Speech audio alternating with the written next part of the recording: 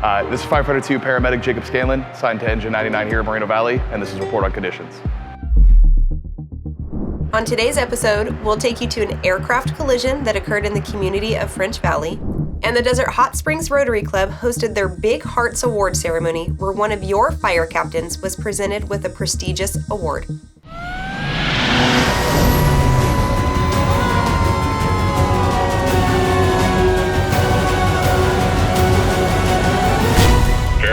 Engine 1 with report on conditions. Hi everyone, I'm April Newman, and thanks for joining us on today's episode of Report on Conditions. Let's head over to Desert Hot Springs, where their Rotary Club hosted their Big Hearts Award ceremony. On the evening of Thursday, March 20th, the Desert Hot Springs Rotary Club hosted their 2025 Big Hearts Award ceremony, where they recognized unsung heroes of the community.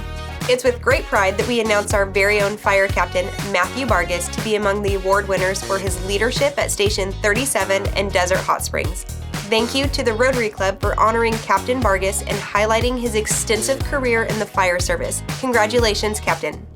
It's time for last week's call statistics. From March 17th through March 23rd, the department responded to a total of 3,978 calls for service. Of those calls, 3,092 were medical emergencies and 91 were fire-related calls. Here's a look at a few of those incidents. On Thursday, March 20th, firefighters responded to a reported aircraft collision near the intersection of Ald Road and Briggs Road in the community of French Valley. The first arriving engine reported a small personal aircraft known as a gyrocopter down in a field.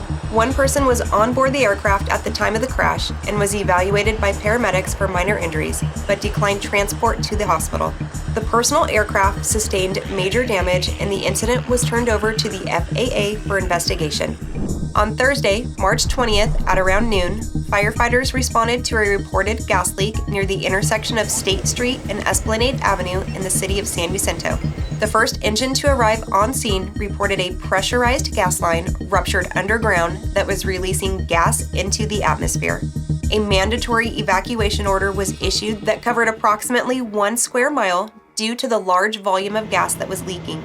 The incident was on the boundaries of San Jacinto and Hemet, prompting a unified command with the Riverside County Sheriff's Office, Hemet Fire Department, and Hemet Police Department. Approximately 2,400 people were affected by the evacuation. The leak and damage were significant, and it took about 25 hours for SoCal Gas to be able to successfully stop the off-gassing. The evacuation orders and warnings were released at around 3:30 p.m. the following day. There were no injuries or illnesses reported. On Saturday, March 22nd, firefighters were dispatched to the rural area between Hemet and Mountain Center on Highway 74 for a traffic collision. The engines located a solo SUV versus a tree with one patient requiring extrication. The patient was extricated and transported to a local hospital via ground ambulance in serious condition. As of this writing, the incident was handed to the California Highway Patrol for investigation.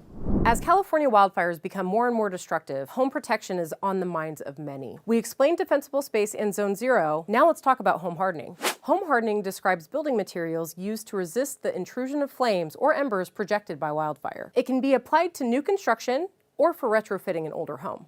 Home hardening considers the relationship between your home and its exposure to nearby combustible features, such as vegetation, vehicles, accessory buildings, or even miscellaneous structures like a fence. To demonstrate the life and home-saving benefits of home hardening coupled with defensible space, 2 home models were showcased side by side with fans blowing towards them. Model A was built with simple and affordable retrofits like ember-resistant vents and hardscape material around the first 5 feet of the structure. It also has clean gutters and a metal fence. Model B, on the other hand, is built with traditional construction materials such as wood siding, combustible mulch, a wood fence butted up against the home, and plants within 5 feet of the structure. Now watch how the plants ignite against the unprotected home and spreads flames to the fence and the rest of the structure.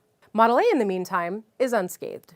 Explore options for new building materials or affordable retrofitting options that enhance your home's defense against wildfires at readyforwildfire.org.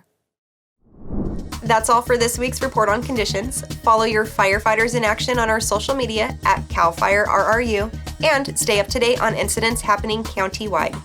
If you caught any great footage of our firefighters at work or out in the community, send them to us at rrupio@fire.ca.gov. On behalf of your Public Affairs and Community Education Bureau, I'm April Newman. Thanks for watching.